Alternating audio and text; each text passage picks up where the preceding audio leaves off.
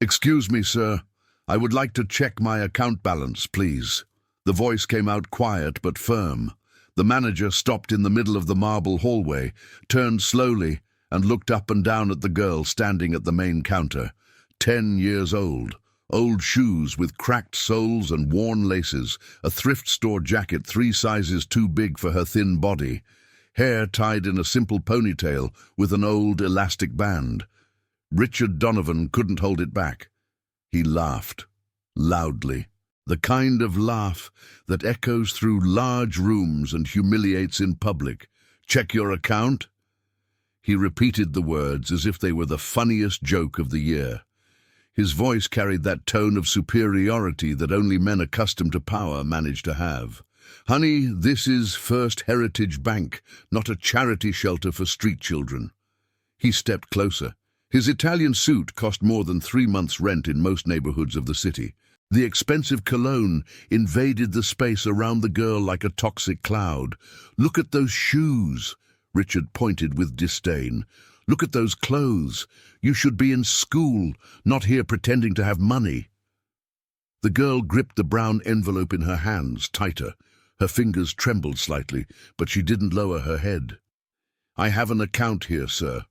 My grandmother opened it for me. She passed away 2 months ago and left me—" "Your grandmother," Richard interrupted, turning to the clients observing the scene.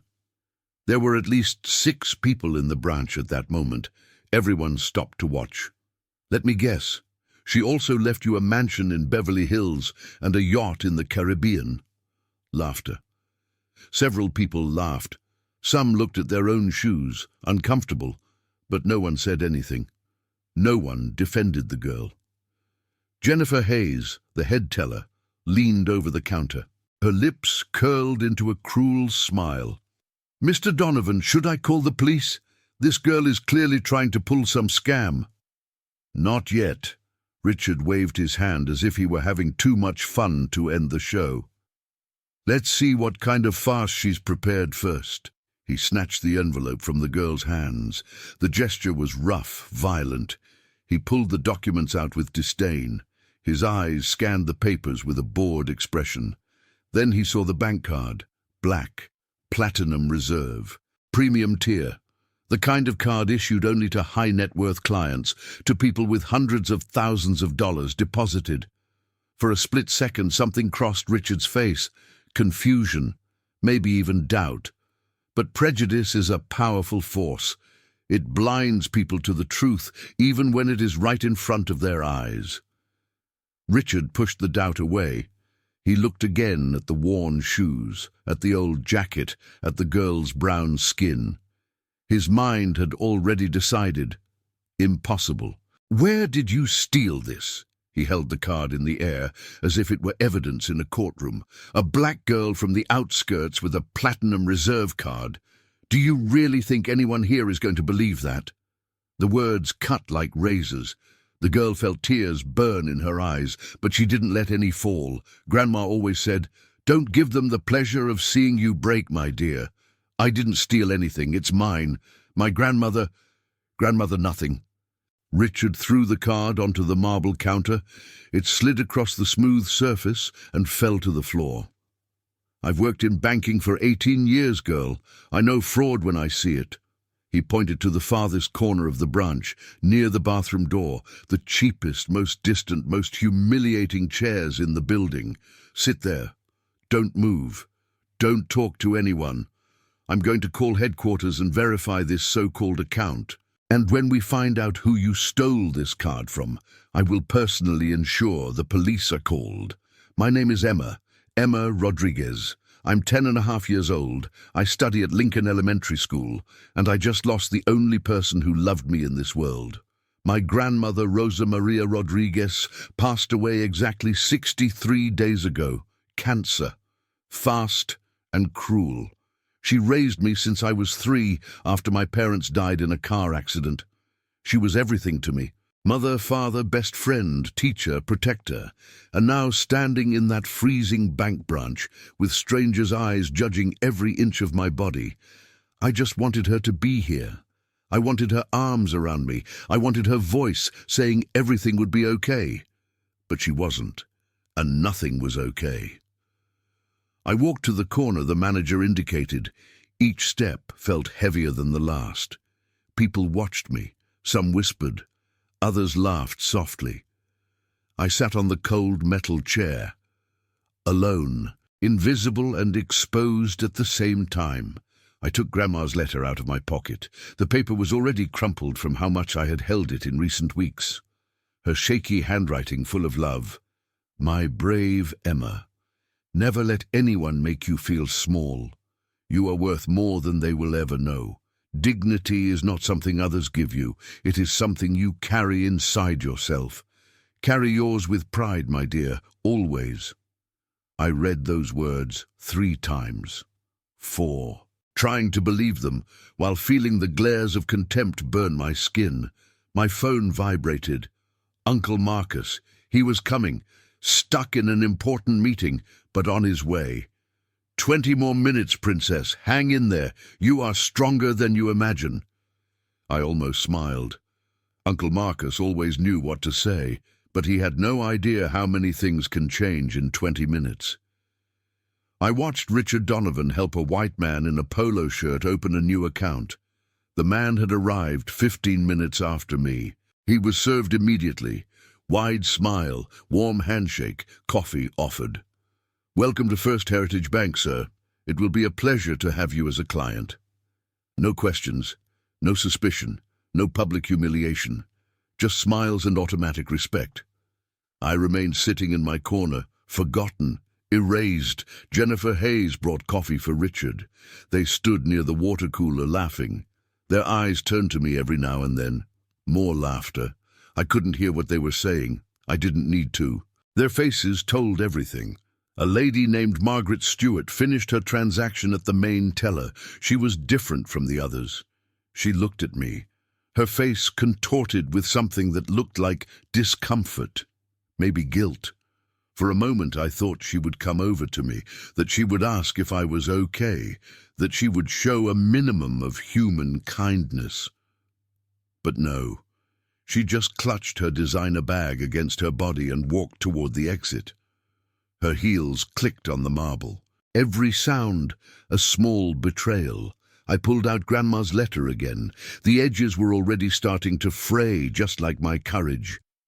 You are braver than you believe, stronger than you seem, and loved more than you know.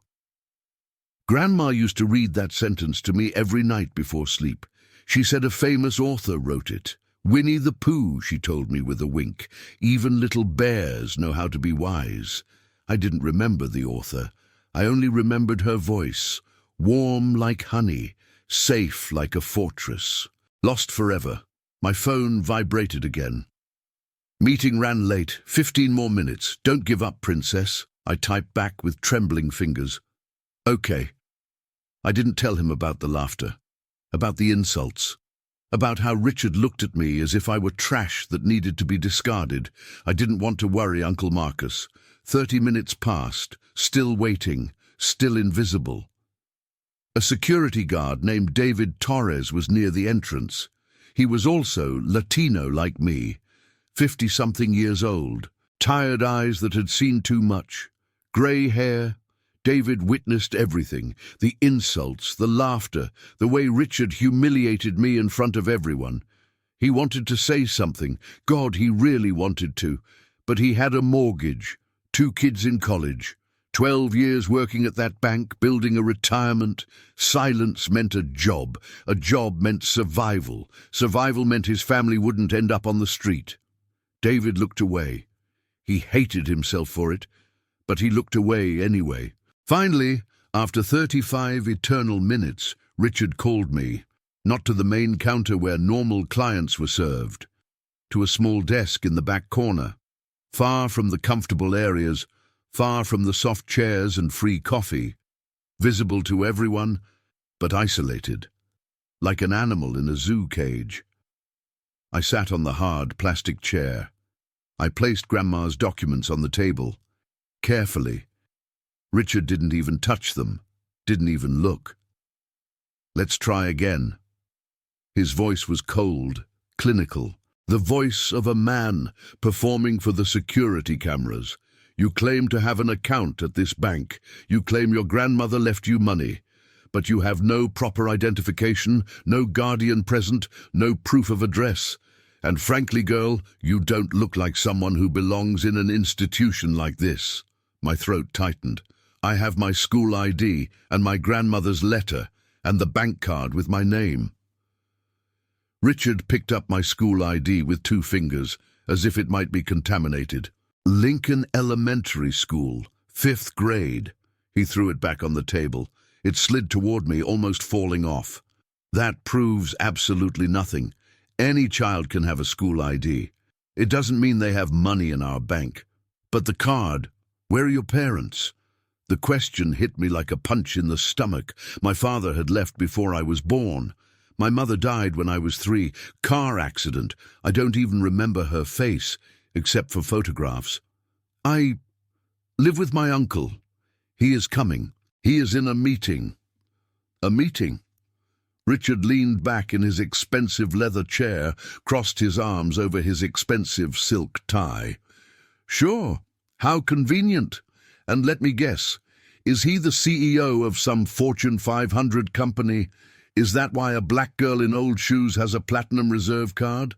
Because her uncle is so rich and important? Before I could answer, Jennifer appeared beside him. She leaned in and whispered something in his ear. Both of them looked at me. Her cruel smile matched his perfectly. I don't know what kind of scam you and your so-called uncle are planning, Richard said louder now, wanting the other clients to hear. But it won't work here. I am freezing this account until a full investigation is conducted. My eyes widened.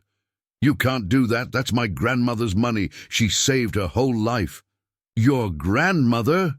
Richard's voice dripped sarcasm. Every word a small knife. Right. The teacher who supposedly left you a fortune.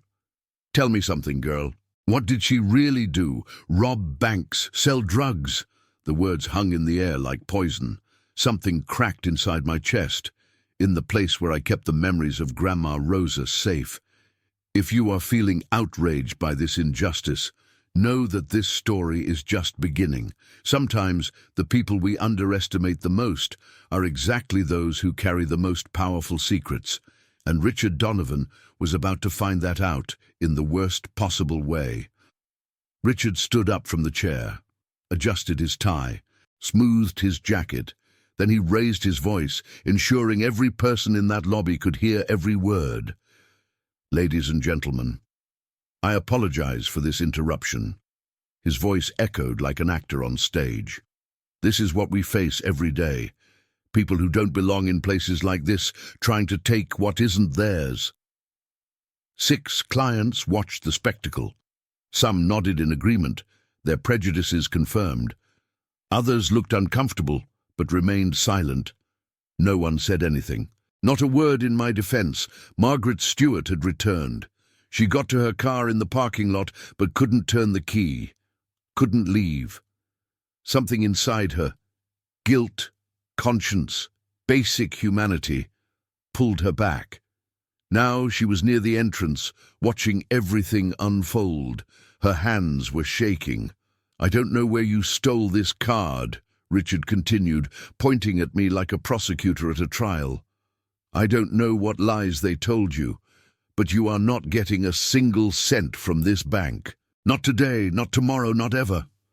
My vision blurred with tears. I tried to hold them back. A voice in my head said, "Girls don't cry."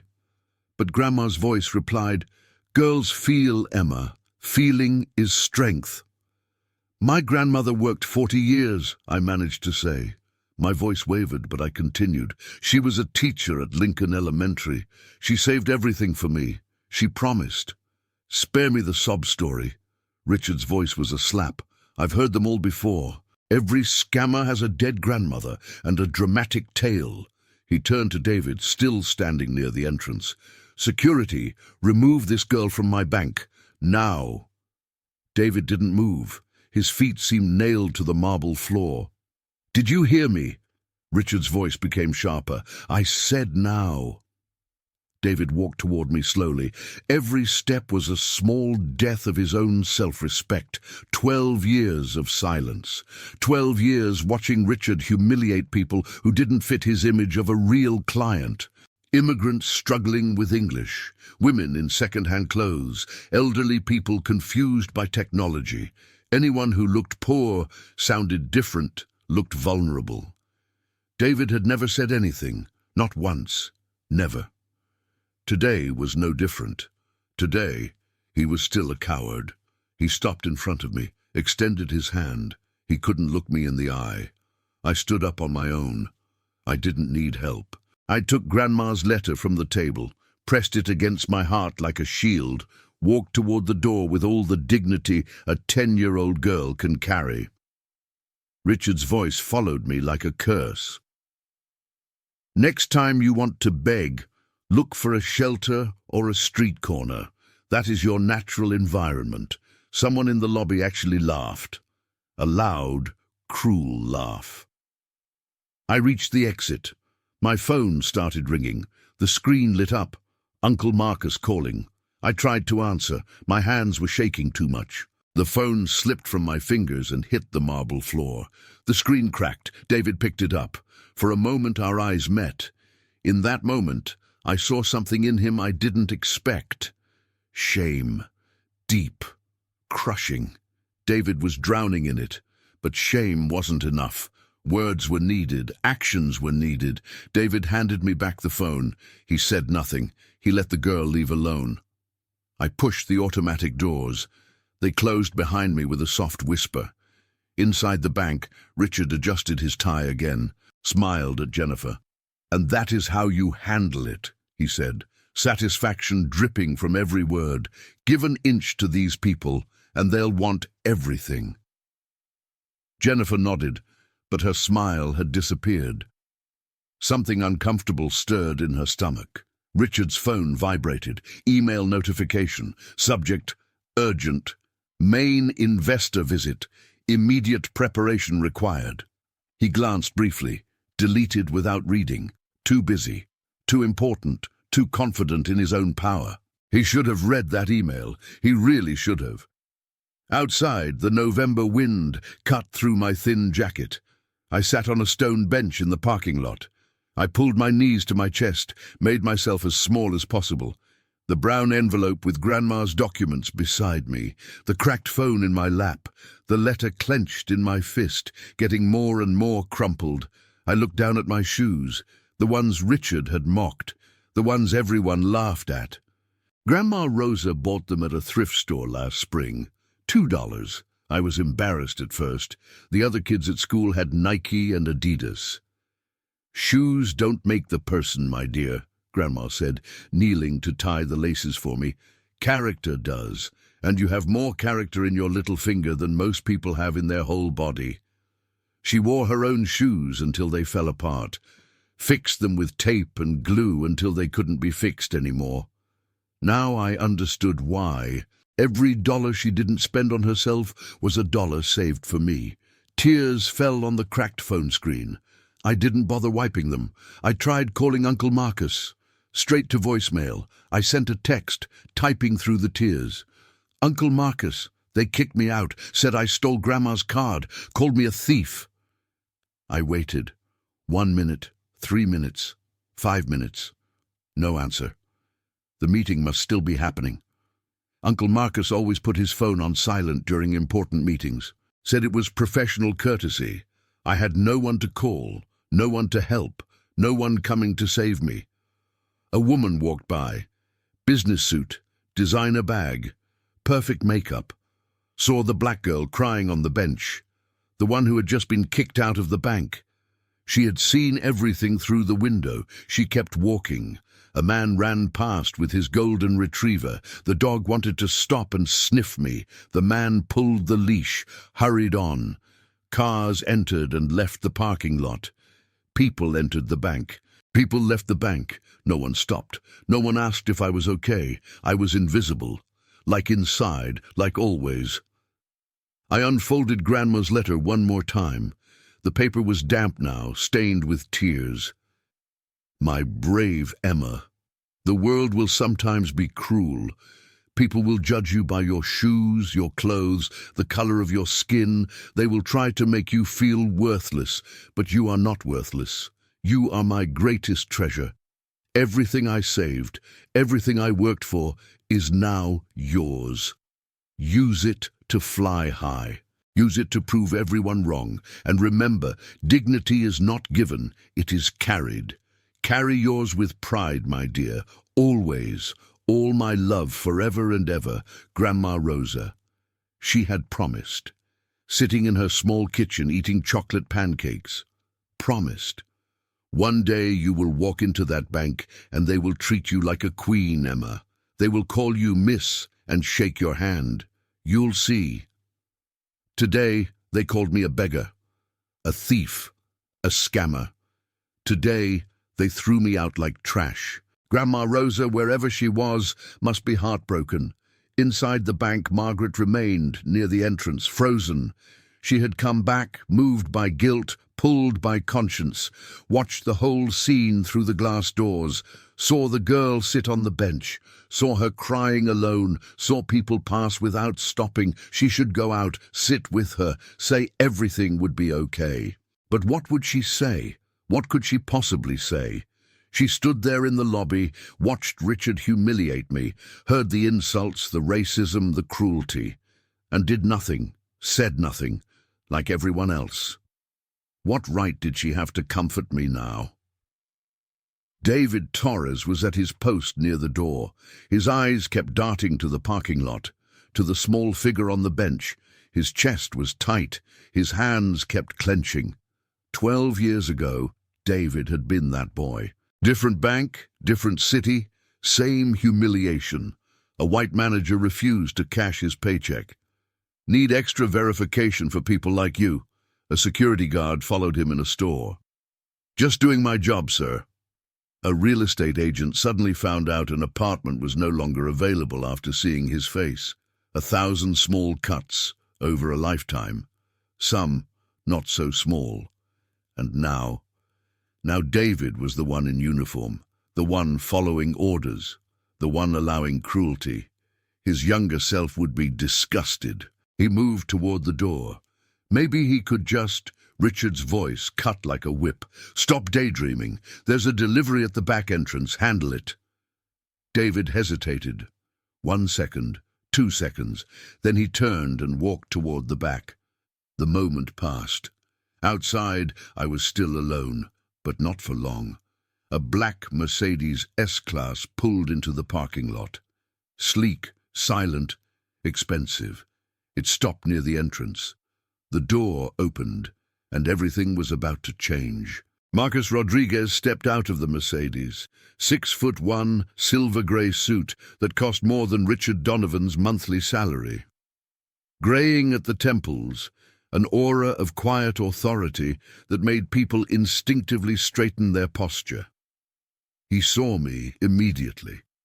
His niece, his late sister's only daughter, the last living piece of his mother, Rosa, left in this world, sitting on a cold bench, crying, clutching a crumpled letter, completely alone.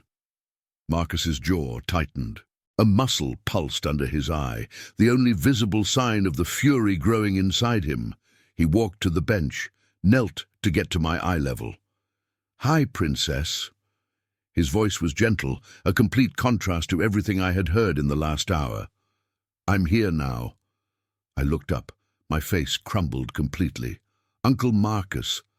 I threw myself into his arms, sobbing against his expensive shoulder, tears and snot staining the silk and wool blend. Marcus didn't care about the suit, didn't even notice, held his niece tight, didn't rush, didn't ask questions, just let the girl cry until the shaking stopped. "Tell me what happened." I told him everything, every word, every insult, every laugh, every moment of humiliation. Marcus listened in absolute silence. His face remained calm, controlled, but his eyes grew darker with every sentence, harder, colder. When I finished, Marcus stood up slowly. "You did nothing wrong," he said. His voice was firm like rock. Nothing. Do you understand? But they said they were wrong, and they are about to find out exactly how wrong. He took my hand, started walking toward the bank entrance. I pulled back. I don't want to go back in there.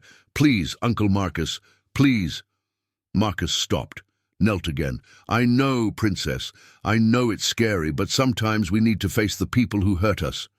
He squeezed my hand, not to fight with them, not to yell, but to show that they couldn't break us, that we are still standing, that they have no power over us. I looked at the glass doors, at the marble lobby beyond them, at the place where I was humiliated. I thought of Grandma Rosa. What would she want me to do? Dignity is not given, it is carried. Okay, I whispered. Okay. A second car pulled into the parking lot, a luxury SUV with tinted windows. A woman stepped out, tall, elegant, professional, Patricia Chen, Regional Director of First Heritage Bank. She was driving for the quarterly investor visit, the one Richard kept ignoring in emails, when the phone rang. Marcus Rodriguez on the line, CEO of Meridian Capital Holdings, the bank's largest institutional investor. He explained what happened in exactly 60 seconds. Calm, factual, devastating. Patricia immediately changed route. She approached Marcus now, nodded respectfully. Mr. Rodriguez, I cannot express how sorry I am. This is completely unacceptable. Completely. Marcus's expression did not soften. We will discuss what is acceptable inside. My niece deserves an apology, and I want to see exactly who we are dealing with. Patricia nodded. Of course, whatever you need. We walked toward the entrance together. Marcus, Patricia, me. My heart was beating so hard I could feel it in my ears. My legs felt weak, rubbery, like they were going to give out. The last time I walked through those doors, I was thrown out like trash. Now I was returning, with my uncle's warm hand around mine, with a regional director by our side. I didn't understand everything that was happening, but I understood this. Something had changed. The ground beneath my feet felt different. The automatic doors slid open. The lobby went silent. Every head turned. Richard Donovan saw Patricia Chen first. His face went white as chalk. Regional director. Unannounced visit. This was very, very bad. He hurried over, adjusting his tie, forcing his VIP smile onto his face. Ms. Chen, what a wonderful surprise. His voice was too loud, too anxious. We weren't expecting you until plans changed. Patricia's voice could have frozen water. Then Richard noticed the man beside her. Tall, distinguished, the kind of suit that screamed money and power, and holding hands with him, Richard's stomach dropped. The black girl, the one he had just kicked out, the one he called a thief, beggar, scammer. The girl was back, and she was holding hands with someone who clearly mattered. I would like to introduce you to someone, Patricia said. Her voice echoed through the silent lobby. This is Marcus Rodriguez, founder and CEO of Meridian Capital Holdings. The name hit Richard like a physical blow.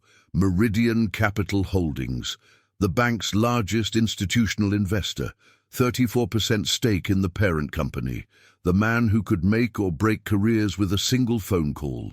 That man, that Marcus Rodriguez, was holding hands with the girl Richard had just destroyed. I believe you've already met my niece, Marcus said calmly. He took a step to the side. I was there, eyes still red. Grandma's letter still pressed against my chest, but now I was standing upright, chin up, shoulders back. Richard's face went through emotions like a slot machine. Confusion, recognition, realization, horror, pure terror. I didn't... If I had known who she was, that is exactly the problem, Marcus said. Isn't it? Jennifer Morrison dropped her pen. It clattered against the marble floor like a gunshot in the silence. David Torres, still standing near the back now, felt something move in his chest, something that had been dead for 12 years, coming back to life. Margaret Campbell, still near the entrance, pressed both hands to her mouth. Tears streamed down her face. Every person in that lobby was watching. The clients who laughed, the employees who allowed it, the spectators who stayed silent, all witnesses now to what was about to happen. And Richard Donovan finally understood. The game had changed completely, and he had already lost before he even realized he was playing. Marcus released my hand. He walked toward Richard slowly, every step deliberate, every step measured, the walk of a man who knows his power and doesn't need to rush. Richard took a step back. His back hit the marble counter. Nowhere to run. "Mr. Donovan!" Marcus's voice wasn't loud. It didn't need to be. The entire lobby was holding its breath. "My niece came here today to check her account balance. Her grandmother, my mother, left that money as an inheritance. It is legally hers. Every penny. Can you explain why she was denied service?" Richard's mouth opened, closed, opened again. He looked like a fish drowning in air. "There were irregularities. We were just following standard protocol." "What irregularities?" Marcus's voice remained calm, controlled. Somehow that made it more terrifying than shouting. "The account is properly documented. The funds were verified by the bank itself. What specific irregularity justified treating a 10-year-old child like a criminal? I didn't realize. If I had known who she was, that is exactly the problem." Marcus took another step. Richard tried to press himself even further against the counter, but there was nowhere to go. "You didn't know who she was, so you decided she was nobody. You saw a black girl in old shoes and made a judgment. Not about protocols, not about policies, about who deserves to be treated like a human being." The words fell like hammer blows. "My mother worked 40 years as an elementary school teacher. She rode the bus until she was 70 because she never wanted to waste money on a car. Wore the same winter coat for 15 years. Ate generic market brands so she could save money." Marcus's voice didn't waver. "If she had walked in here today, you would have treated her exactly the same way, laughed at her, humiliated her, threw her out." Richard said nothing. There was nothing to say. She would have deserved better, just like Emma, just like every person who walks through those doors. Marcus turned to Patricia. "Before we discuss consequences, I want Mr. Donovan to see something." Patricia nodded. Marcus walked to the main counter. I followed him, still holding his hand. Jennifer was behind the computer, frozen. Her face was the color of old paper. "Access my niece's account," Marcus said. It wasn't a request. Jennifer looked at Patricia. Patricia nodded once. Trembling fingers typed. The screen loaded slowly. Everyone held their breath, and there it was. Account balance, $487,263. Almost $500,000. 40 years of a teacher's salary, every birthday card with money inside, every Christmas bonus, every summer tutoring job, every penny that Eleanor Rosa Rodriguez earned, saved, sacrificed, all for me. Richard stared at the number. His face turned grey, his mouth fell open. No sound came out. Complete silence. Then Marcus spoke. "He laughed at your shoes." His voice was quiet but reached every corner of the lobby. Richard stopped laughing when he saw the balance. The number glowed on the screen. $487,263. Richard couldn't stop looking. His brain couldn't process what his eyes were seeing. $500,000 in an account belonging to the girl he had just called a beggar. "This," Marcus said, pointing at the screen, "is the money my mother saved over 40 years. She rode the bus in the rain so Emma could go to college one day, wore second-hand clothes so Emma could have a future, ate rice and beans for dinner so Emma would never go hungry." He paused. "Let the words sink in. And you almost took that from her because of her shoes." Richard finally found his voice. It came out cracked and desperate. I didn't know. If I had known there was so much money, and that is the real problem. Marcus's voice turned cold, sharp as a blade. You would have treated her differently if you knew she had money. Your respect comes with a price tag, but human dignity does not. He looked at the number one more time, then at me. My mother always said something. A person who treats the waiter differently from the CEO has no character. Today you showed your character, Mr. Donovan. The whole lobby saw it. Richard had nothing to say because Marcus was right and everyone knew it. Patricia Chen took a step forward. Her heels clicked against the marble like a countdown. Richard, my office, now! Richard didn't move. Couldn't. His legs had turned to concrete. Richard! He blinked, looked at Patricia, then at Marcus, then at me. The girl he had mocked, insulted, humiliated, kicked out. The girl whose grandmother had entrusted him with everything she ever earned. Richard's career flashed before his eyes. 18 years building relationships, climbing the ladder, corner office, company car, everything crumbling like sand. I can explain, he whispered. You will have that opportunity. Patricia's voice was ice and iron. In private, now. She turned and walked toward the back offices. Richard followed her on shaky legs. As he passed me, his eyes met mine for a split second. I saw fear in them, pure panic, and something else, regret, or just fear of the consequences. It didn't matter anymore. Marcus knelt beside me again. Are you okay, Princess? I nodded slowly, my eyes still fixed on the screen. Grandma saved all that for me?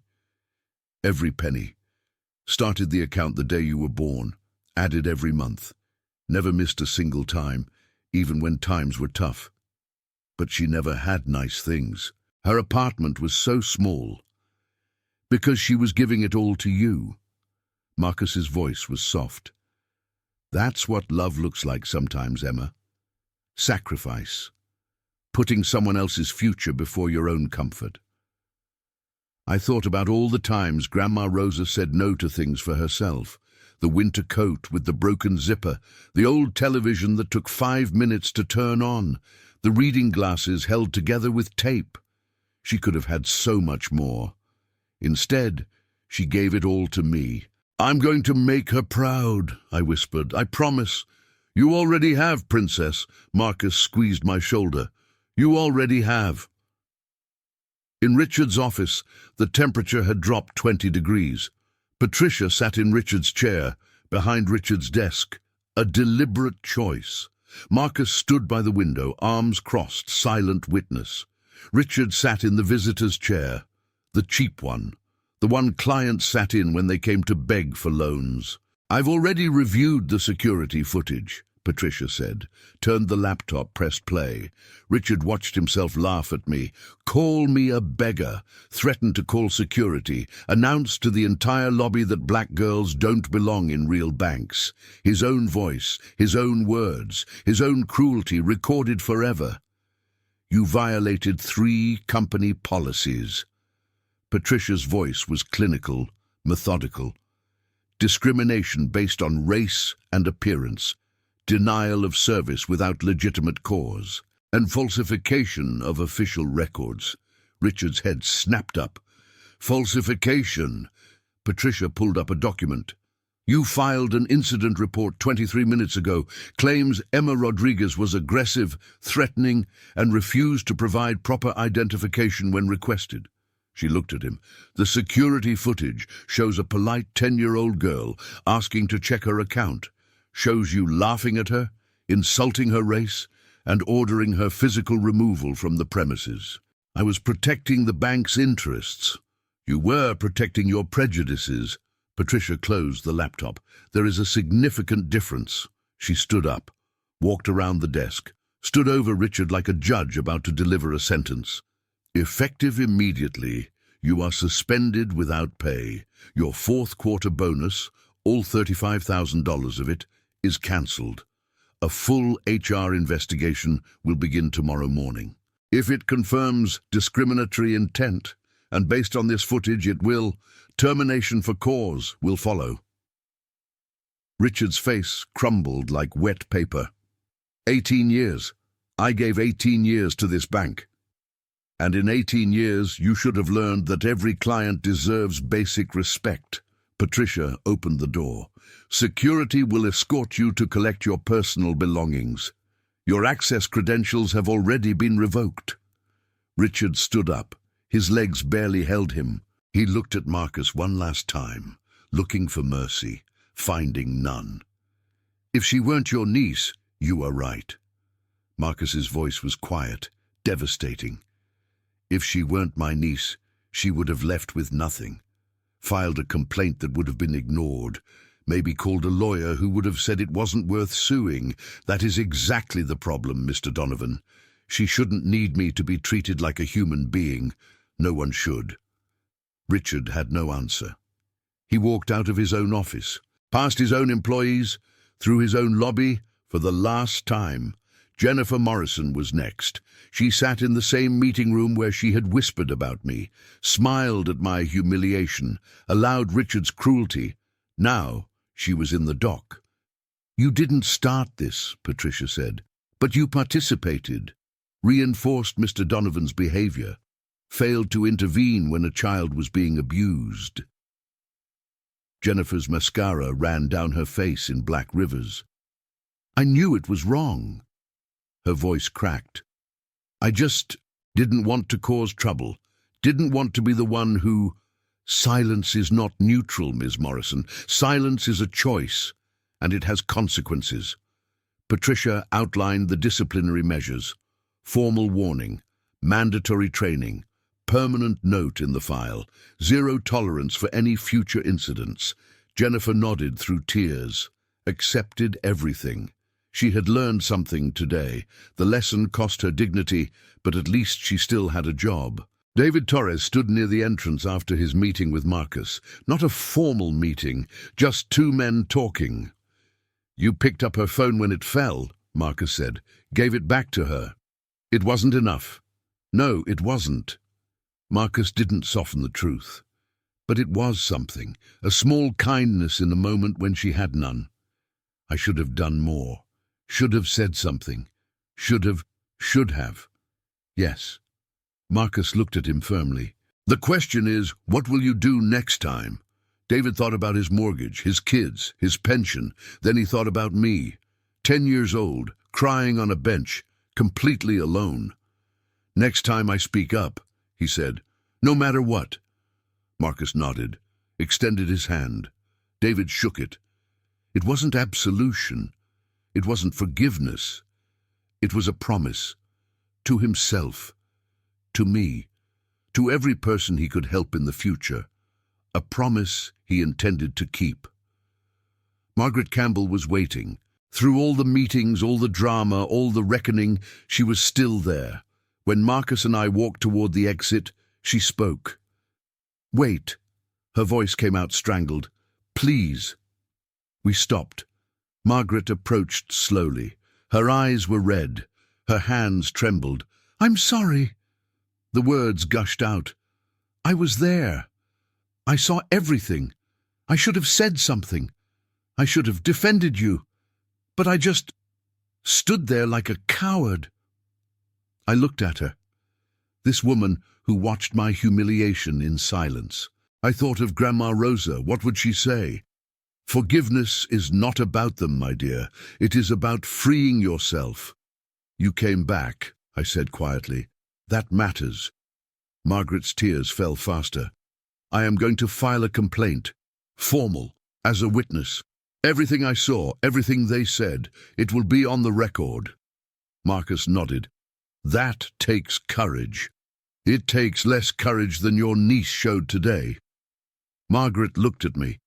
She stood there and took everything they threw at her. Didn't run, didn't scream, just endured. With dignity. I don't know if I could do that. I didn't know what to say, so I said the only thing that felt true. Thank you for coming back. Margaret nodded. wiped her eyes, walked to customer service to file her complaint. A small act of courage. It was a start. As we left the bank, Marcus stopped, looked at the building, at the place where his mother had entrusted her granddaughter's future. "Your grandmother deserved better than this," he said quietly. "She deserved everything," I replied. Marcus squeezed my hand. "Let's make sure her memory means something, that her sacrifice matters." I didn't fully understand what he meant in that moment, but I would soon find out, because Marcus Rodriguez wasn't satisfied just destroying Richard Donovan's career. He was about to transform a 10-year-old girl's pain into something that would change lives for generations. And it would all start with a phone call he would make as soon as we got to the car. A call that would transform First Heritage Bank from top to bottom. A call that would ensure no other child was treated like I was. In that moment, standing in the parking lot with my uncle's hand in mine, I didn't know I was about to witness something extraordinary.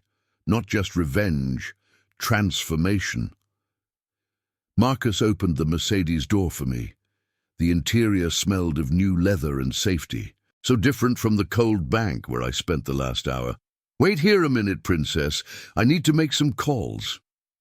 He walked a few steps away, phone already to his ear. His voice was low, controlled, but I could see the tension in his shoulders. The way his free hand clenched and opened, clenched and opened. I watched through the car glass. Richard Donovan was being escorted out of the building by 2 security guards. He carried a cardboard box with his personal belongings. Family photo, coffee mug. Manager of the Year 2019 plaque, 18 years reduced to a cardboard box. He looked in my direction. Our eyes met for a second. Then he lowered his head and got into his own car, an old Honda Civic, nothing like Uncle Marcus's Mercedes. He drove out of the parking lot without looking back. Marcus returned to the car, sat in the driver's seat, but didn't start the engine yet. "Emma, I need to ask you something important." His voice was serious. "What happened today was horrible. Unfair, absolutely unacceptable, but now we have a choice." "What kind of choice?" "We can leave it as it is. Richard was fired. Jennifer was disciplined. Justice was served, at least on paper." He turned to look directly at me. "Or we can do something bigger. Something to ensure no other child goes through what you went through today." I thought about it. I thought about all the other children who might walk into that bank. Kids like me. Kids with old shoes and thrift store clothes and skin the wrong color in the eyes of people like Richard. What would Grandma Rosa do? Marcus smiled. It was the first real smile I saw all day. She would make noise. Your grandmother never stayed quiet when she saw injustice. Remember when your school principal tried to cancel the free lunch program? I remembered. Grandma Rosa marched down there and didn't leave until they reversed the decision. She said no child should go hungry while learning. She would fight, I said.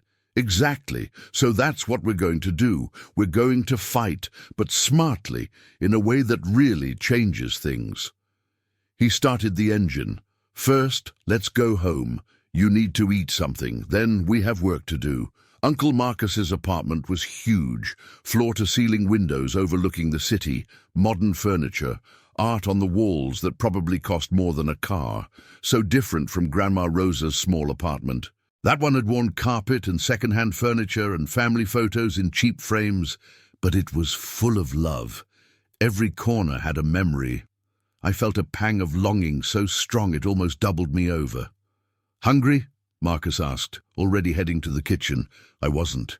My stomach was too knotted, but I nodded anyway because I knew he needed to do something, take care of me somehow. While he made sandwiches, I pulled out my cracked phone. The screen still worked, but it had a thick line running through the middle. One more thing broken today. Marcus noticed. "Let's get a new one tomorrow." "No need. This one still works." "Emma." He stopped making sandwiches, came and knelt in front of me, like he did when he wanted to make sure I was really listening. Your grandmother spent her whole life saving every penny for you. Do you know why? I shook my head. Because she wanted you to never have to go through the hardships she went through, never have to choose between buying new shoes or paying the rent, never have to fix the same things 1,000 times because she couldn't buy new ones. His eyes watered. She gave you that money so you could have a better life. Not to spend on silly things, no, but also not to live with broken phones and torn shoes when you don't have to. Do you understand the difference? I understood. It was about dignity, about not having to feel shame, about having choices. Can we keep the old shoes too? My voice came out small. The ones Grandma bought? Marcus took my hand. We can keep those shoes forever, Princess, but we're going to buy new ones for you to wear. Ones that don't hurt your feet, ones that make you feel confident when you walk into a room. I ate half the sandwich. Marcus ate the rest, pretended not to notice. Then he opened his laptop on the dining room table. Come here. I want to show you something. I sat next to him. The screen showed an official document, lots of legal words I barely understood. This is a proposal I'm going to present to the board of First Heritage Bank, he explained. It will require them to implement changes, real changes. He pointed to different sections as he explained. First, mandatory training on implicit bias for every employee, every quarter, no exceptions. If you work at a bank, you learn to treat all people with respect, no matter how they look. Second, new customer service protocols. Every inquiry handled within 15 minutes, regardless of the person's appearance. No more making children wait in corners while others are served first.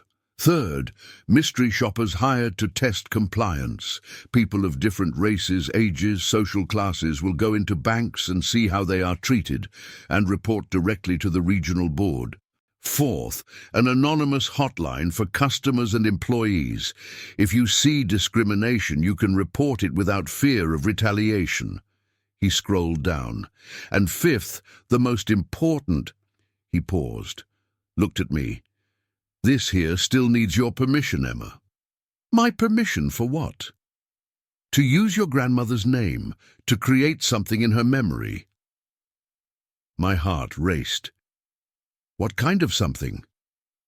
Marcus clicked to the next page. At the top, it was written, Rosa Maria Rodriguez Scholarship Program.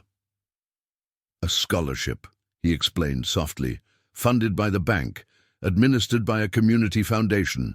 Every year, 2 scholarships awarded, full tuition, books, living expenses.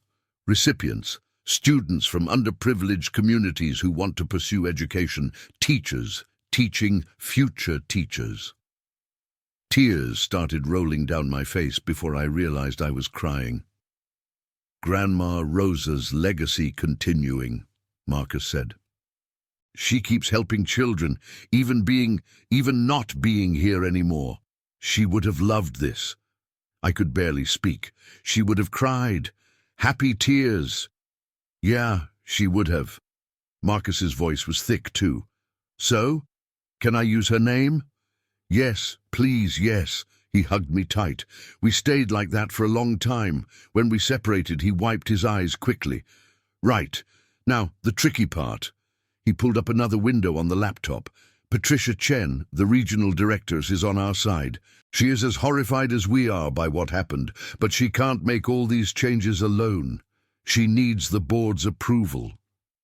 And if they say no... Marcus smiled. It wasn't a gentle smile. It was the smile of a businessman who knew exactly how much power he had. Then I remind them that Meridian Capital owns 34% of the bank, and that there are other investors who wouldn't be happy to learn that one of their institutions allows open discrimination against children. You would force them? I prefer they do the right thing because it's right, not because they are forced. He closed the laptop. But yes, if necessary, I will force them. Some battles are worth fighting, Emma. Your grandmother taught me that. In the following days, I accompanied Uncle Marcus to meetings I didn't fully understand, but whose tone I understood perfectly. There was resistance. Of course there was.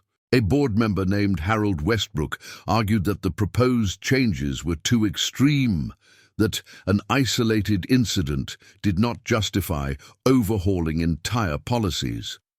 Patricia Chen put the security footage on the screen, forced everyone to watch. Watch a 10-year-old girl be ridiculed, insulted, expelled. "This is not an isolated incident," she said when the video ended. "It is a symptom of a culture that allows people like Richard Donovan to thrive for 18 years. A culture that needs to change. Now." Still there was discussion, negotiation, attempts to dilute the requirements. That was when Marcus stood up. "Ladies and gentlemen, I will be very clear.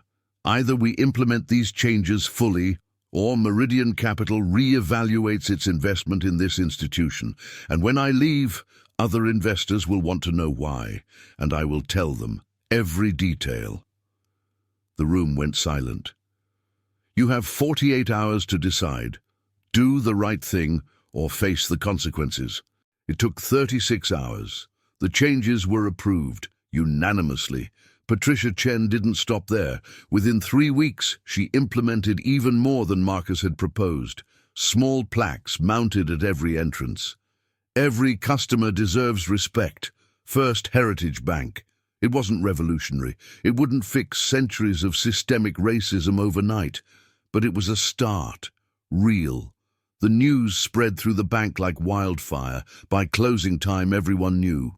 Richard Donovan, manager of 18 years, fired for discrimination. The cause? Humiliated a black child. The twist? The child's uncle owned a third of the bank. The official reason given to the press was vague. Violation of company policies regarding customer service and professional conduct, but the real story spread through whispers and messages. It became a moment. People talked about it, discussed, shared their own stories.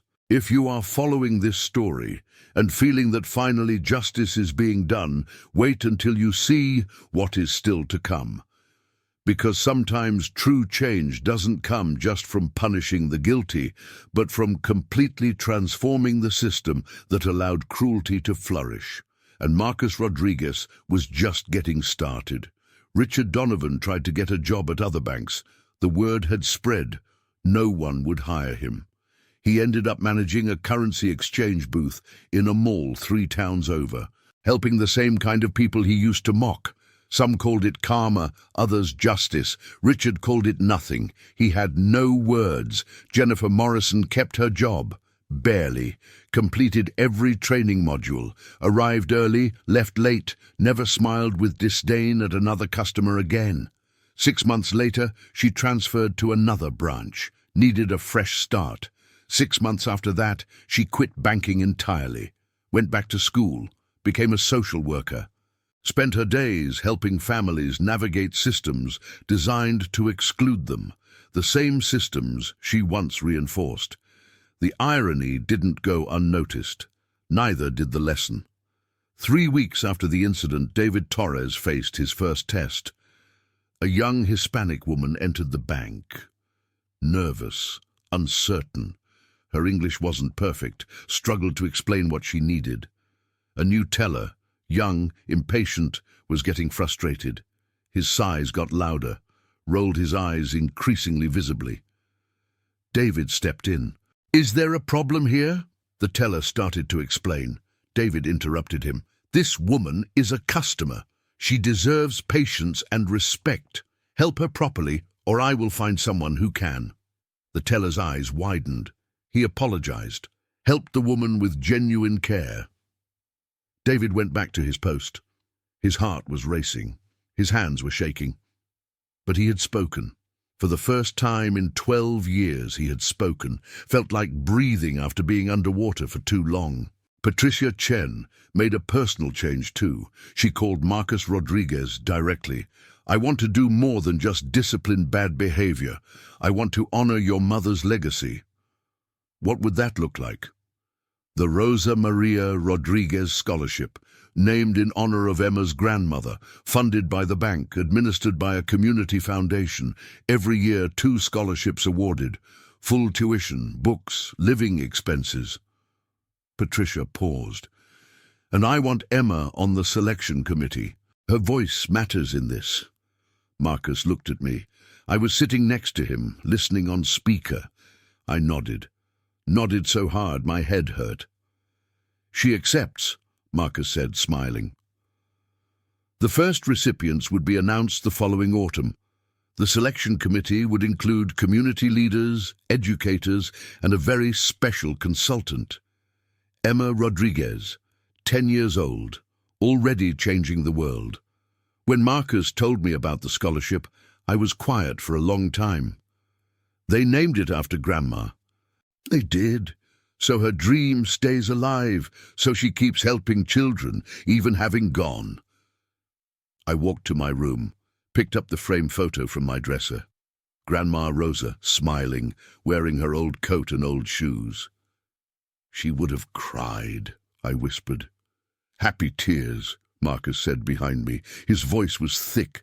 I put my old shoes on the shelf, next to the photo. I would never throw them away, never.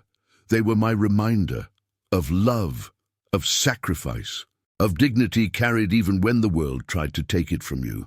But Uncle Marcus also bought new shoes for me, nice ones, comfortable, my exact size. When I put them on for the first time, I almost cried. Not because they were special, they were just normal sneakers, but because for the first time in my life, I didn't need to worry if people would laugh at my feet. I could walk into a room, any room, and feel equal. That is what Grandma Rosa's money really bought. Not things. Dignity, choices, freedom. And now, with the scholarship bearing her name, that freedom would multiply twice a year, forever. Grandma Rosa's legacy wasn't the money she saved. It was the world she helped create. One where children like me could dream without worrying if their shoes were good enough. And it was just beginning. 2 weeks after the incident, Patricia Chen called a meeting of the entire First Heritage Bank staff. Not just the branch where I was humiliated, all 47 branches in the region. Marcus and I were sitting in the front row of the auditorium. My hand was sweating in his, but he squeezed gently. "You don't have to be here if you don't want to," he whispered. "I do." My voice was steady. Grandma Rosa would have stayed. The auditorium filled up. Managers, tellers, security guards, assistants, more than 200 people. The buzz of nervous conversation filled the air. Everyone knew something big was happening, but they didn't know exactly what. Patricia took the stage. The room went silent instantly. "Thank you for coming," she began. Her voice echoed through the speakers. "Today marks a turning point for First Heritage Bank, not just in policy, but in character." She clicked the remote. An image appeared on the screen behind her. My school photo, smiling, not knowing that weeks later my world would crumble. Some people in the audience shifted uncomfortably.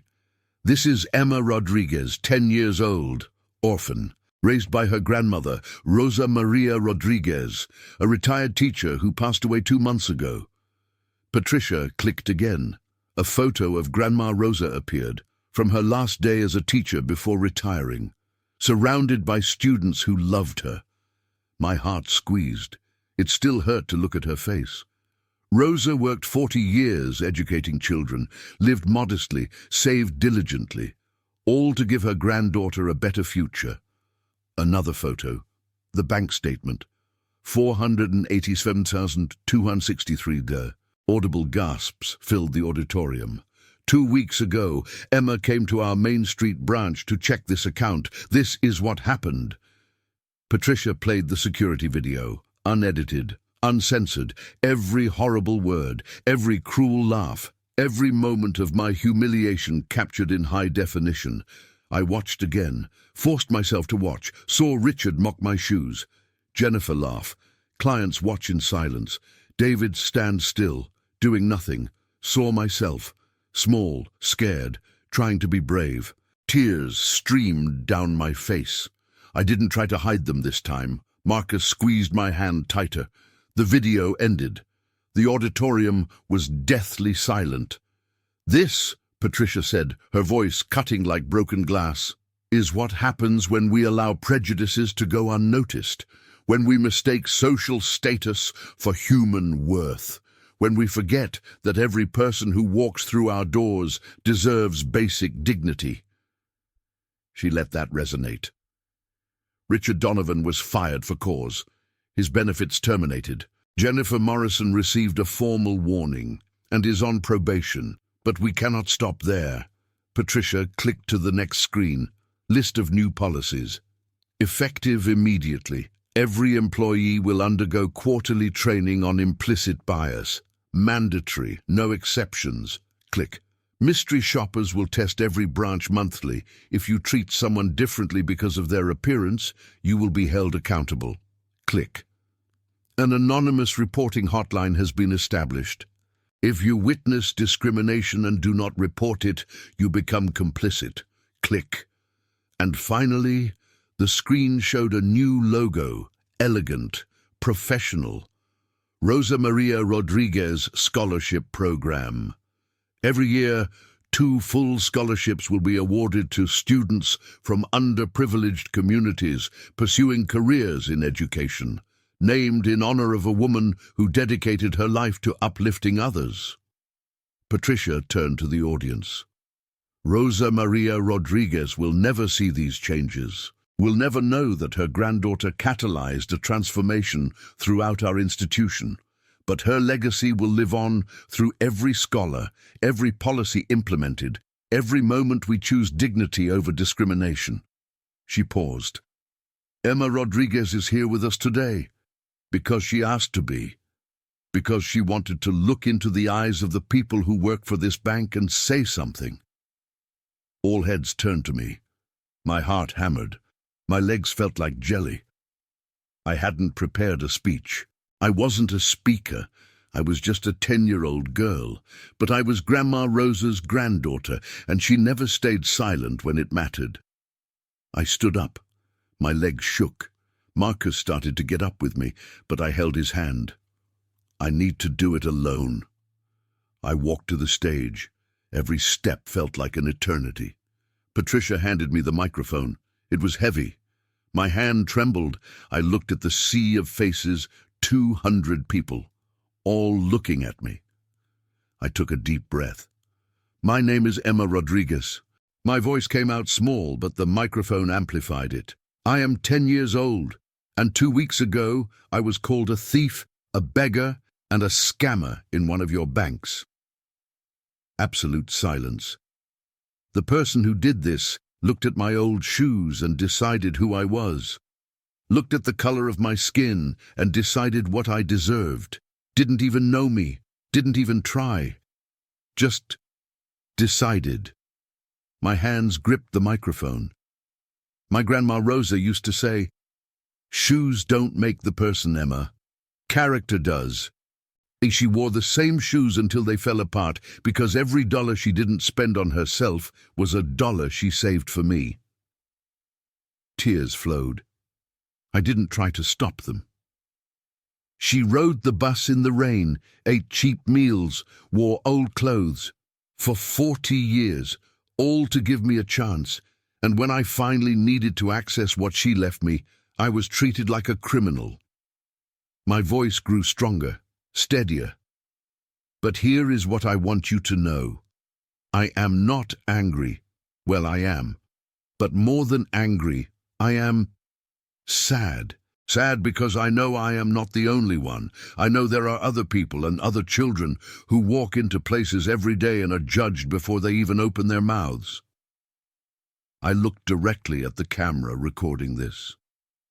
People who have worth and stories and dreams, but never get a chance to show it because someone decided their shoes weren't good enough, that their skin was the wrong color, that they didn't look like they belonged. I took a deep breath, said the most important thing. My grandma Rosa taught me that dignity is not something someone gives you. It is something you carry inside. No one can take that from you. But, my voice cracked, but it is much harder to carry when everyone around you is trying to convince you that you don't deserve it. I wiped my eyes. So I thank you for the new policies, for the training, for the scholarship with my grandmother's name. But more than that, I ask for something simpler. See people. Really see them. Not just their clothes or shoes or color. See their humanity. I looked directly at where David Torres sat in the back of the auditorium. His eyes were red. And if you see someone being treated unfairly, don't just stand there watching. Say something. Because silence hurts just as much as words. I handed the microphone back to Patricia. My hands were shaking violently now. The auditorium exploded in applause. I hadn't expected that. I stood frozen on stage, unsure what to do. Patricia hugged me. "You were extraordinary," she whispered. I went back to my seat. Marcus was crying openly, pulled me into a tight hug. "Your grandmother would have been the proudest person in the world right now," he said in my ear. After the meeting, something unexpected happened. David Torres sought me out. Stood there, this big man in a security uniform with tears streaming down his face. "I should have spoken up," he said. "When you were there, alone, scared. I should have said something. Defended you, but I didn't." His voice broke. "I stood there because I was afraid of losing my job, because I put my security above your dignity, and I will carry that shame forever." "You picked up my phone," I said softly, "when it fell. It wasn't enough." "No, it wasn't." I didn't lie to him. Grandma Rosa taught me that kindness doesn't mean dishonesty. But you came back today, listened, and I know next time you will do differently. David nodded. "Next time I speak up, I promise. To you, to your grandmother, to myself." He extended his hand. I shook it. It wasn't complete forgiveness. It didn't erase what happened. But it was acknowledgement and commitment, and that meant something. Other people approached, one by one. A teller from another branch. "Thank you for your courage. I've been judged for my accent too. I promise to do better." An elderly manager. "I've worked in banks for 30 years. Your grandmother would have been an excellent client. I'm sorry she never had that chance." Margaret Campbell, the woman who came back. "I filed my formal witness statement. I wanted you to know." Each person, a small crack in the system that had hurt me. Small cracks that maybe, eventually, would break everything and build something better. But the biggest twist was still to come. 3 days after the auditorium meeting, Patricia Chen received a letter. Hand-delivered. Thin paper. Shaky handwriting. It was from a woman named Dorothy Chen. No relation to Patricia, just a coincidence of surname. Dorothy was 73 years old, a widow, living on a fixed income. She had seen the story on the local news. Not the details. Those were kept private, but enough. Bankfire's manager for discrimination.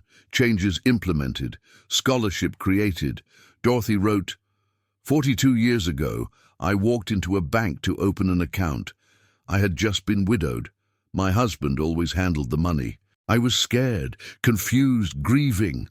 The manager laughed at me, said women like me didn't understand finances, suggested I ask a man in the family to handle it for me. I left that bank crying, never went back, kept my money at home for years because I was too ashamed to try again. When I read about Emma Rodriguez, I saw myself, saw my humiliation, my shame. But I also saw something I never had.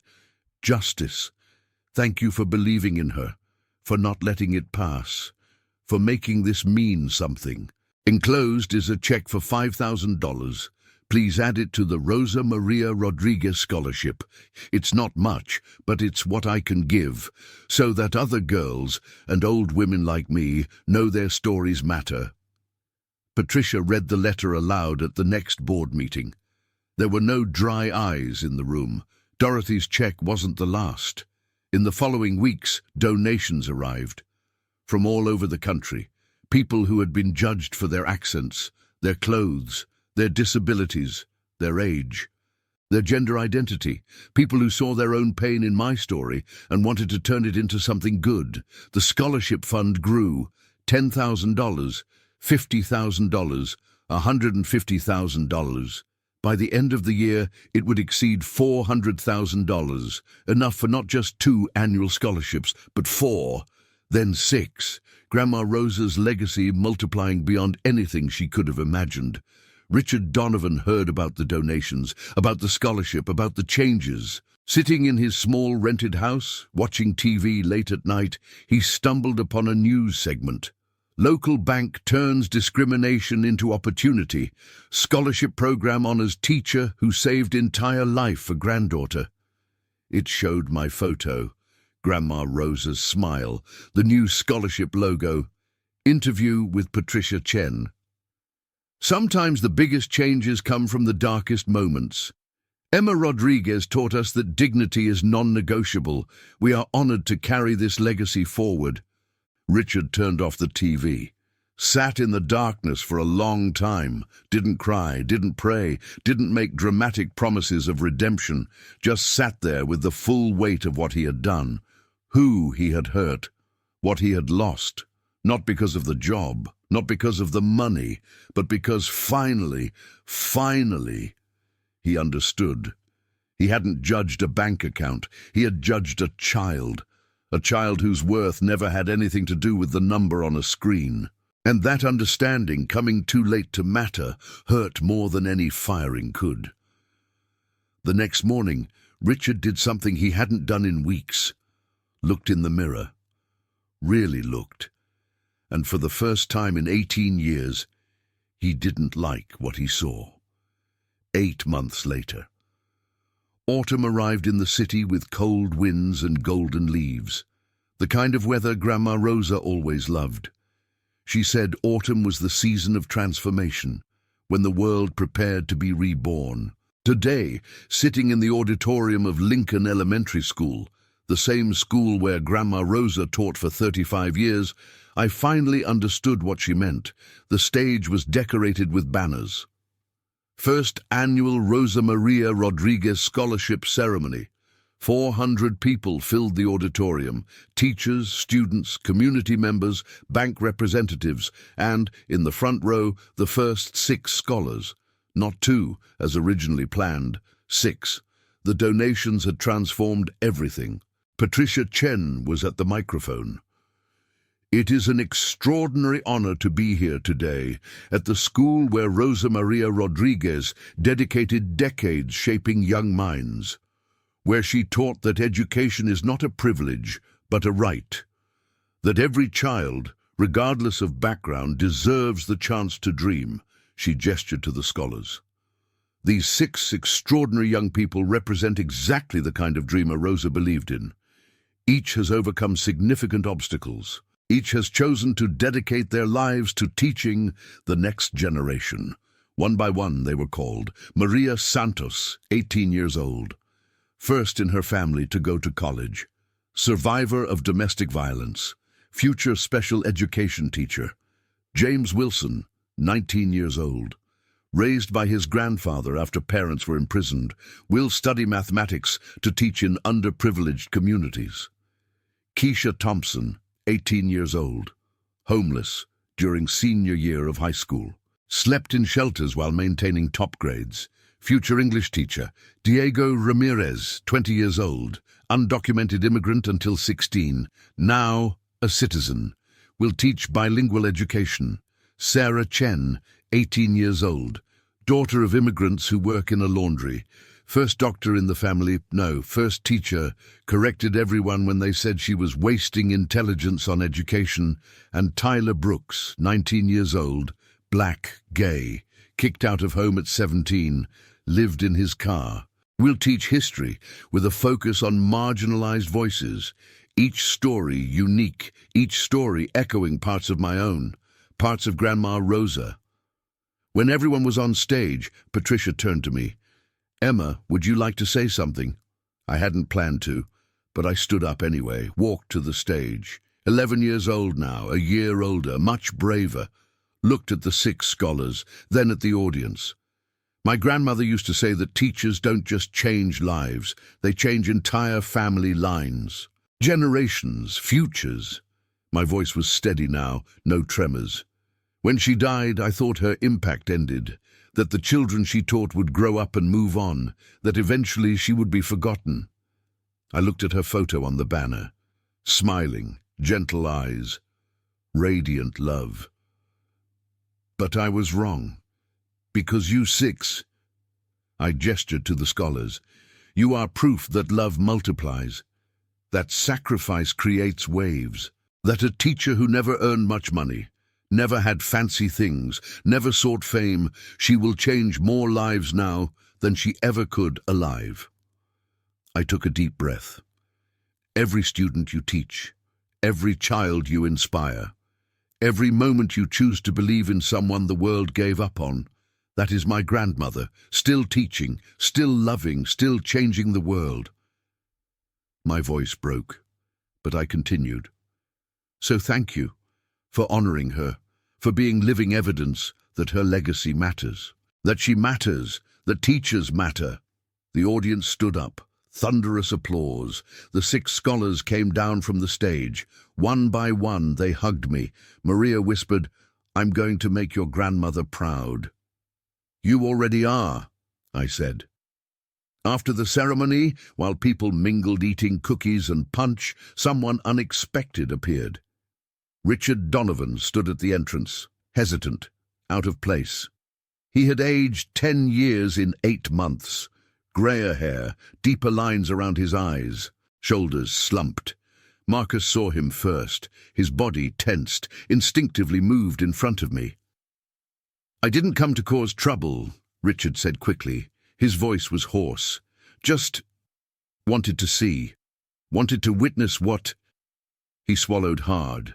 "What should have been from the beginning." "You shouldn't be here," Marcus said coldly. "I know." Richard looked at me. Our eyes met for the first time since that horrible day. "Emma, no." Marcus took a step forward. "You have no right—" "It's okay, Uncle Marcus." I touched his arm. "It's okay." Marcus looked at me. "Are you sure?" I nodded. Richard waited, looked smaller somehow, diminished. "I came to say I'm sorry," he said. His voice cracked. "I know it means nothing. I know it doesn't undo what I did, but you need to know. Not a day goes by that I don't hate myself for what I did to you." I didn't answer, just listened. I lost my job, my reputation. My marriage ended. My wife couldn't look at me after seeing the video. My kids are ashamed of me. Tears streamed down his face. And you know what's funniest? It's not losing those things that keeps me up at night. It's remembering your face, the way you tried to be brave, the way you held your grandmother's letter like a shield. He wiped his eyes roughly. You were just a child, a scared child who had just lost her grandmother. And I treated you like trash, because of shoes, because of your skin color, because—" His voice broke completely. "Because I learned to see status instead of humanity." Heavy silence hung between us. "I don't expect forgiveness," Richard continued. "I don't deserve it. I just wanted you to know that what you said at that meeting about seeing people, really seeing them, changed something in me. Too late for my own good, but maybe not too late for me to stop hurting others." He turned to leave. "Mr. Donovan." He stopped. I walked up to him, every step deliberate. My grandmother used to say that holding on to anger is like drinking poison and expecting the other person to die. I don't forgive what you did. It still hurts. It will always hurt. His features crumbled. But I won't carry you with me forever either. You have to live with your choices. I choose to live with her legacy. And that legacy is about love, not hate. I extended my hand. Richard looked at it, then at me, tears falling freely now. He shook my hand, once, briefly. "Thank you," he whispered, "and I'm sorry. So much." Then he left. Marcus pulled me into a hug. "You didn't have to do that." "I know, but I needed to for me, to let go." "Your grandmother would have been very proud of the person you are becoming." The following year, changes continued to spread. First Heritage Bank became a national model for inclusive banking practices. Other institutions studied its protocols, replicated its training, created similar scholarship programs. David Torres was promoted to Regional Security Director. His first act? Implement mandatory training on implicit bias for all security teams. His message: our job is to protect everyone equally. Jennifer Morrison completed her master's in social work, specialized in helping immigrant families navigate banking systems. Never spoke publicly about why she changed careers, but everyone who knew her knew. Margaret Campbell joined the bank's diversity board, becoming a vocal advocate for transparency and accountability. She never forgot what her silence cost, and never stayed quiet again. Dorothy Chen, the 73-year-old widow who donated $5,000, became a volunteer mentor for scholars, sharing her story, turning decades of pain into wisdom, proving it's never too late to make a difference. The first 6 scholars thrived. Maria Santos graduated with honors, now teaches special education at the same school where she was once called too slow to learn. James Wilson leads a math program in a low-income community. His students consistently outperform state averages. When asked his secret, he says, "I believe in them before they even believe in themselves." Keisha Thompson opened a literacy center for homeless youth, proving you can teach from anywhere when you really care. Diego Ramirez became principal of the state's first fully bilingual school, where immigrant children are never forced to choose between 2 identities. Sarah Chen teaches biology at an underfunded public school. Her parents finally understand she didn't waste anything. She is investing in futures. Tyler Brooks created an LGBTQ+ history curriculum adopted by 12 school districts, ensuring queer kids see themselves in history books for the first time, each touching hundreds of lives, thousands, generations. Grandma Rosa's legacy multiplying exponentially. 5 years after the incident, me, 15 years old now, returned to First Heritage Bank for the first time since that day. My heart raced when the automatic doors opened. Memories flooded back. The humiliation, the tears, the fear, but also the transformation, the justice, the change. The bank looked different. A large sign near the entrance: "Every customer deserves respect." Below, smaller: "Proud home of the Rosa Maria Rodriguez Scholarship Program, 47 scholars and counting." I walked to the main counter. A new teller, young, smiling. "Welcome to First Heritage Bank. How can I help you today?" No judgment in her eyes, no assessment of my shoes, new, comfortable but not extravagant. No scanning of my skin looking for reasons to mistrust. Just service, respect, basic humanity. "I would like to make a withdrawal, please." "For a donation." "Of course. What amount?" $10,000 for the Rosa Maria Rodriguez Scholarship Program. Her eyes widened. "Oh my God, that is our flagship program. Do you know the story?" I smiled. "Intimately." "Wait, are you Emma Rodriguez?" I nodded. "Oh my God." She came out from behind the counter. "We studied your case in training. What happened to you is the reason we do this differently now. You changed everything." Her sincerity touched me. It wasn't just me. It was many people choosing to do better. "Still," she shook her head in wonder, "it is an honor to meet you." She processed my transaction with care, respect, like every person deserves. When I finished, David Torres was waiting near the exit. "Emma." He smiled, warm, genuine. "Heard you were here. Mr. Torres. Or should I say, Director Torres. David, please." He laughed. "Thank you for coming back. I know it can't be easy." "Actually, it's easier than I thought, because it's not the same place anymore. You ensured that." "No, you ensured that." He became serious. "That day, you taught me that courage is not the absence of fear. It is acting despite it. I carry that lesson with me every day." "And use it well," I heard. "I try, not always perfectly, but always trying." We shook hands, not as victim and bystander, as two people committed to making the world a little better. That night, Uncle Marcus took me to dinner. Our special place, a small Mexican restaurant Grandma Rosa loved, where she always ordered enchiladas and laughed too loud and made friends with all the waiters. 5 years, Marcus said, raising his glass of water. 5 years since the worst day, and look what it became. 47 scholars, I said. Hundreds of policies changed, thousands of people impacted. All because a 10-year-old little girl refused to stay small when they tried to shrink her. It wasn't just me, Uncle Marcus.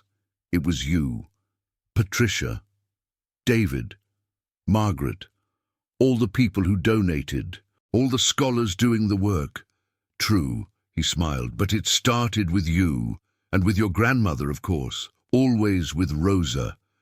We looked at the empty chair at the table, the one that was always hers, could almost see her there, smiling, proud, radiating that love that never really dies. "Do you think she knows?" I asked quietly. "About the scholarship? About the changes?" "I think," Marcus said, voice thick, "that wherever she is, she's smiling, and probably telling everyone she always knew you would do extraordinary things." I laughed through tears. She would say exactly that. We ate in comfortable silence for a moment. Then Marcus said, "What do you want to do when you grow up, Emma? I mean, I know you still have a few years, but have you thought about it?" I had. A lot. "I want to be a teacher, like Grandma, but also a civil rights lawyer. I want to help people who are treated unfairly, children especially, ensure they have a voice, that they have defense. She would have loved that. I'm still going to wear the old shoes sometimes," I said, "the ones she bought, to remind me where I came from, who I carry with me." "Dignity is not given," Marcus said softly. "It is carried," I completed, "always. If you followed this story from the beginning, you know it isn't really about revenge. It is about turning pain into purpose, about refusing to let cruelty have the last word, about choosing to build bridges where others built walls. And if this story touched you, don't just subscribe to the channel, do something. The next time you see someone being judged unfairly, speak up. The next time you witness discrimination, act. Be the person I needed that day. Be the change the world needs. 10 years later, 21 years old, law school graduate, top of the class, job offers from prestigious law firms all over the country, rejected them all. Instead, opened a public interest practice, specializing in discrimination cases, mostly children, mostly minorities, mostly people who had no voice. My first case? A 12-year-old Latina girl denied opening an account at a bank. Sound familiar? I won. Not just for her. Policy changes throughout the banking chain. Grandma Rosa's legacy living through me in new ways. On the 20th anniversary of the scholarship program, I sat on stage as guest speaker. 423 scholars total now, teaching in 47 states, impacting an estimated 126,000 students annually. Grandma Rosa's original investment of $487,263 transformed into millions in educational value. My grandmother never knew wealth, I said to the gathered audience, but she left the kind of legacy billionaires envy, because she taught that real worth is not measured in dollars, it is measured in lives touched, futures changed, love multiplied.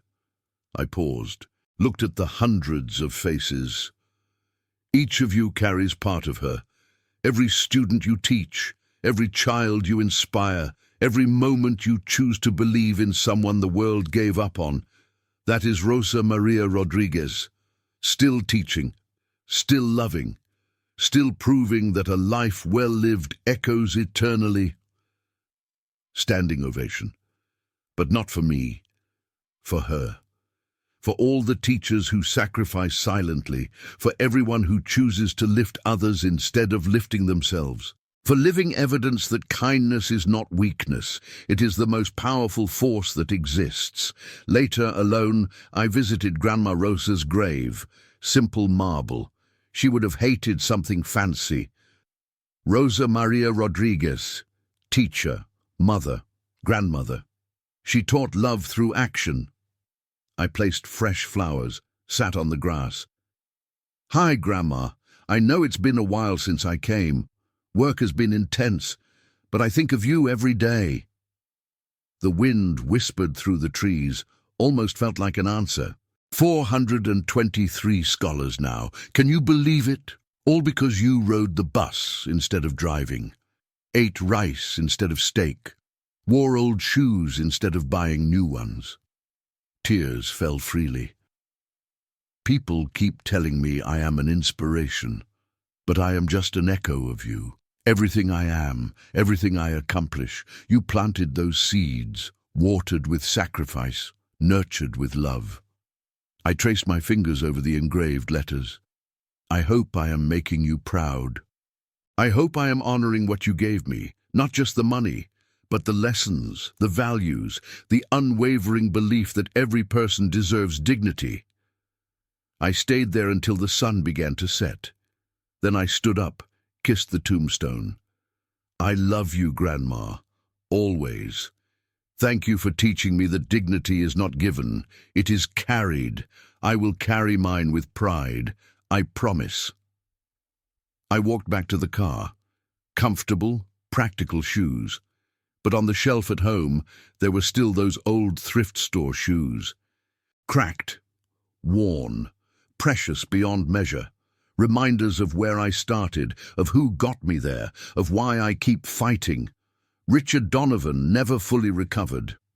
Spent years working in humble jobs, learning humility the hard way. Eventually became a volunteer at a community center, teaching financial literacy to low-income families, helping the same people he once despised. It wasn't redemption. It didn't erase what he did. But it was acknowledgement and trying. And for some, that had to be enough. We never spoke again after that day in the auditorium. We didn't need to. He lived with his choices. I lived with her legacy. That was answer enough. True revenge was never about destroying Richard Donovan. It was about building something he could never tear down. It was proving that cruelty can create moments, but kindness creates movements. It was turning the worst experience of my life into the best thing that happened to hundreds of others. It was honoring a teacher who never sought glory, but whose name now shines on plaques, banners, certificates. It was carrying dignity when others tried to rip it away, and using that dignity to lift everyone around me. That was Grandma Rosa's revenge, not anger, not retaliation, love multiplying until it erases hate completely. Today, when young women of color walk into that bank, or any bank, they are treated with respect, not because of shoes, not because of money, but because 423 scholars proved that worth comes from character, and because a 10-year-old girl refused to accept that old shoes defined her value. Grandma Rosa always said, "A candle loses nothing by lighting another candle. There is only more light." She was the first candle, burned brightly, sacrificing herself to light mine. And I used that flame to light hundreds of others, thousands, generations. Now there is so much light that the shadows where cruelty hid have nowhere left to hide. This is legacy. This is love. This is true revenge against everything that tries to diminish us. We didn't destroy them. We made them irrelevant, and we built something so beautiful, so powerful, so bright that they have no choice but to see. They were wrong. They always were.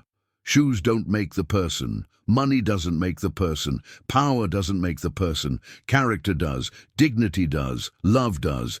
And these things no one can take away, no matter how hard they try.